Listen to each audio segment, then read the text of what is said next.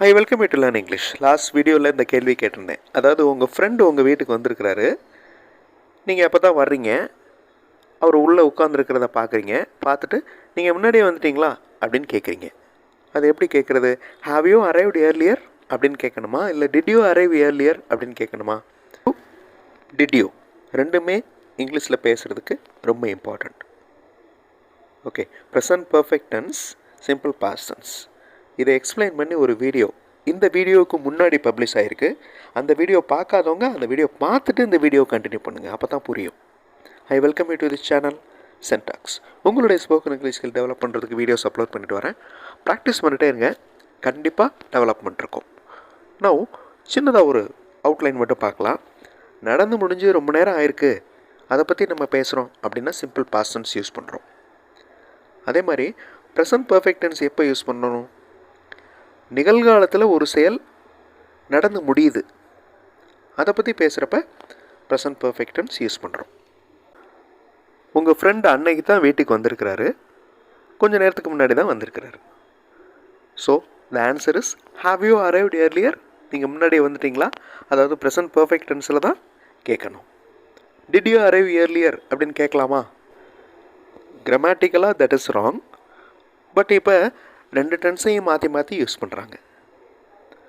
Now look at this situation. ஒருவர் சில மாதங்களுக்கு முன்னர் உங்களிடம் ஒரு பொருளை வாங்கியிருந்தார்.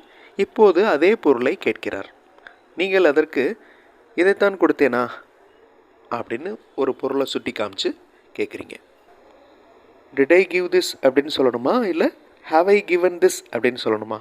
வீடியோ பாஸ் பண்ணிட்டு யோசிங்க, ஆன்சர் ஃபியூ செகண்ட்ஸில் டிஸ்பிளே ஆகும்.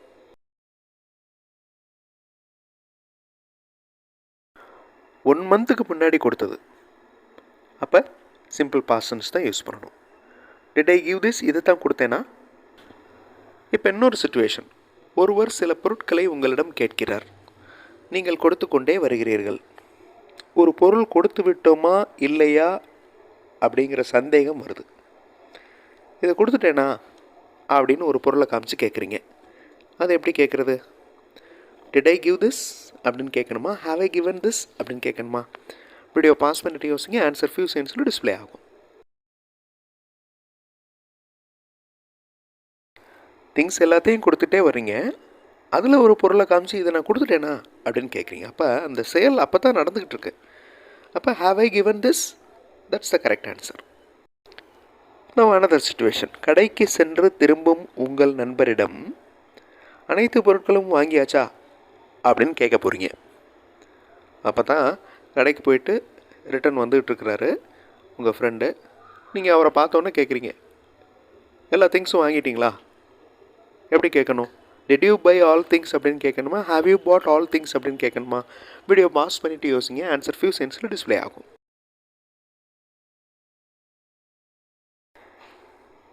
Did you buy all things அப்படின்னு கேட்க முடியாது, ஏன்னா அது சிம்பிள் பாஸ்ட் டென்ஸ். அப்போ தான் அவர் வாங்கிட்டு வர்றாரு. அப்போ have you bought all things, that's the correct question.